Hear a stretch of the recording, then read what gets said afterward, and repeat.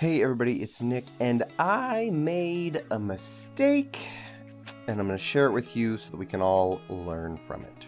When last we left our heroes, the players had escaped from their captors, the Gnolls, and, having conferred with the town, they decided, we need to send everybody out of town if we can. There was some conflict around that, but we need to see if we can fight back against these Gnolls.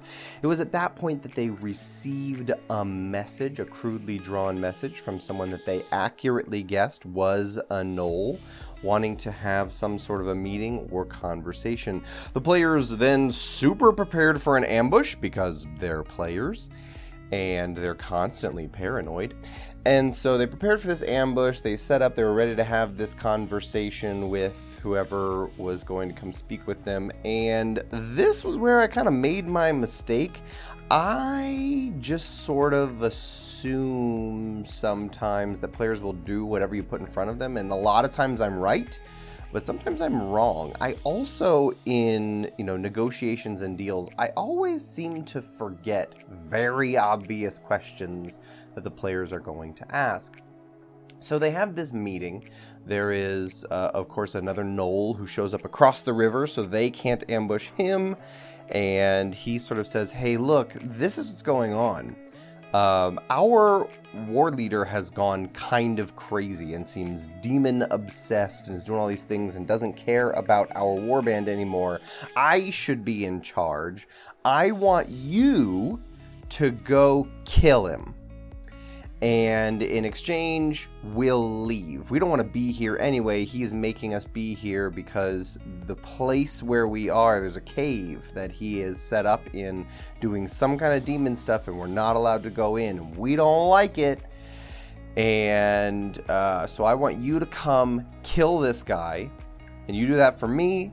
And in exchange, I will peace off with all of the Gnolls. And I figured this is a great deal. The players would be like, fantastic, that's what we want. We want to get rid of the Gnolls. This is a good way to do it. We don't have to kill all of the Gnolls because we're only 3rd level. We can't do that. But the players are immediately suspicious. They're like, what's to stop you from killing us as soon as we exit the cave? How do we know this isn't a trap? All kinds of super valid questions that I definitely didn't consider they would ask. And so after some back and forth, some negotiation, they basically said, okay, we'll do that, but you have to come in with us.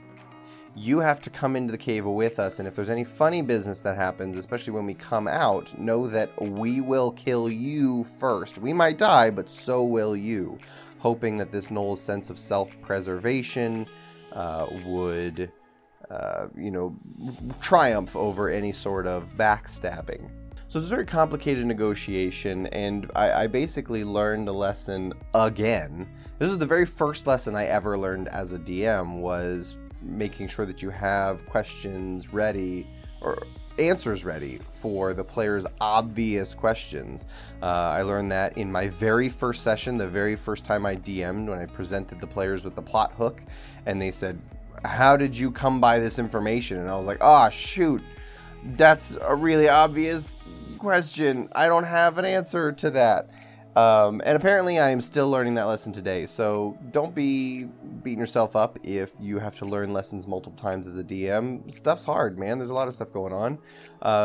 I just relearned that lesson once again, that I am bad at preparing for negotiations and conversations and deals and stuff. So finally, the players managed to get themselves a good deal for themselves, and basically had to figure out, okay, how do we go and do this? They settled some of their affairs around town, sort of got people ready, and then let people know where they were going to go. Then they went off in the middle of the next night and made their way up.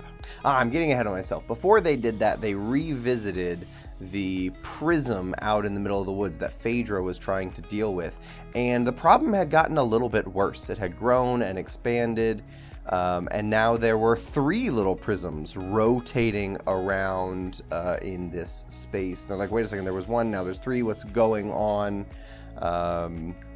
They tried some more things interacting with it, but basically they realized, like, listen, this is still a problem and we still don't know what's going on.